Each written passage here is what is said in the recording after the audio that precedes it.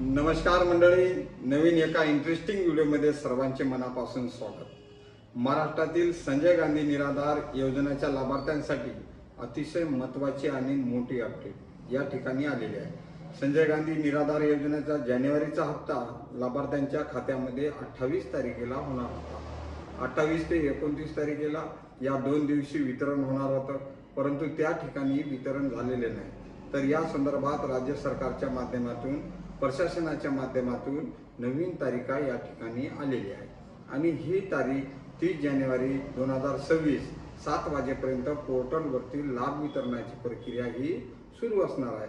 त्यामुळे पोर्टल हे सक्रिय राहणार आहे। म्हणजे आज 31 तारखेला हे पैसा तुमच्या खात्यामध्ये वितरित होणार आहे। आज शनिवारी हे पैसे तुमच्या खात्यामध्ये वितरित होणार आहे आणि या संदर्भात नवीन तारीख या ठिकाणी आलेली आहे। ही तारीख सर्वांना माहीत असावी यासाठी हा व्हिडिओ सर्वांनी शेअर करा। 31 तारखेला तुमचे पैसे तुमच्या खात्यामध्ये वितरित होणार आहे, त्यामुळे काळजी करायचं कारण नाही। अनेक लाभार्थ्यांच्या माध्यमातून प्रश्न होता, सर नोटिफिकेशन आलेलं आहे, परंतु नोटिफिकेशन म्हणजे जी तारीख दिली होती ती तारीख आणि ते वेळ निघून गेला असलं तरी सुद्धा वितरण सुरू झालेलं नाही।